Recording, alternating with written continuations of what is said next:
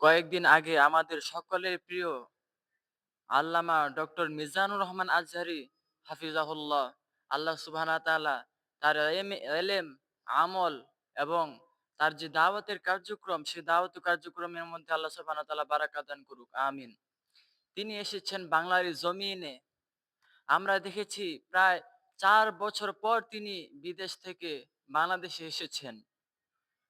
ওনাকে ষড়যন্ত্র করে বাংলার জমিন থেকে বিদায় করে দেওয়া হয়েছিল। কিছু সংখ্যক লোক ষড়যন্ত্র করে ওনাকে বাংলার এই মুসলিমদের জমিন থেকে বিদায় করে দিয়েছে।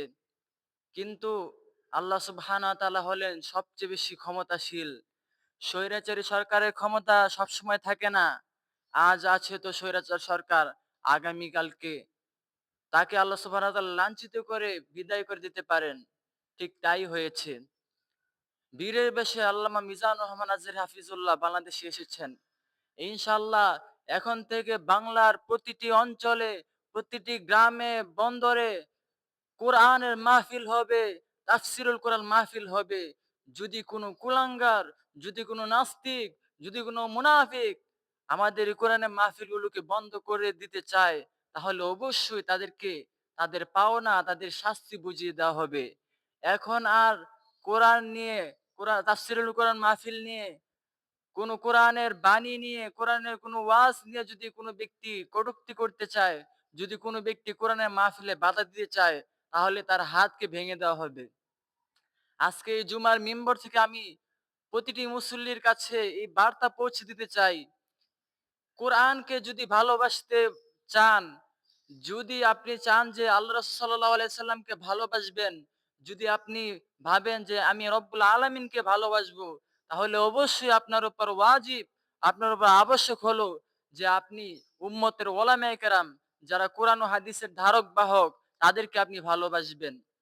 কোন একজন ব্যক্তি যদি ডক্টর মিজানুর রহমান আজহারীকে ভালোবাসে, এর মানে এই নয় যে সে শুধু একজন ব্যক্তি মিজানুর রহমান আজহারীকে ভালোবাসছে, বরং এর মানে হলো সে মূলত কুরআনুল কারীমকে ভালোবাসছে, সে মূলত আল্লাহ সাল্লাল্লাহু আলাইহি সাল্লামকে ভালোবাসছে, সে মূলত রব্বুল আলামিন, বিশ্বজাহানের প্রতিপালক রব্বুল আলামিনকে সে ভালোবাসছে। কারণ এই ভালোবাসা, মিজানুর রহমান আজহারীকে ভালোবাসা হলো আল্লাহর জন্য ভালোবাসা। মিজানুর রহমান আজহারীকে আমি মহব্বত করছি এটা দ্বীনের খাতিরে, ইসলামের খাতিরে। পরকালে এই ভালোবাসাটা আমাদেরকে আল্লাহ সুবহানাহু ওয়া তাআলার কাছ থেকে নাজাত পেতে সহায়তা করবে। সুতরাং আসুন আমরা একে অপরকে ভালোবাসি, মহব্বত করি। এক ভাই অপর ভাইকে ভালোবাসি, এক বোন অপর বোনকে মহব্বতের দৃষ্টিতে দেখি। আমরা ঝগড়া বিবাদ ছেড়ে দেই। কাটাকাটি, মারামারি, ঝগড়া বিবাদ এই সমস্ত বিষয় থেকে আমরা ফিরে আসি। চিরতরে আমরা তওবা করে ন্যায়ের পক্ষে আসি, হকের পক্ষে আসি। তো আল্লামা মিজানুর রহমান আজহারী হাফিজাহুল্লাহ উনি একটা কথা বলে গিয়েছিলেন, যখন তিনি দেশ ছেড়ে চলে গিয়েছিলেন তখন একটা কথা তিনি বলেছেন যে কারো মন্তব্য আমার গন্তব্য ঠেকাতে পারবে না।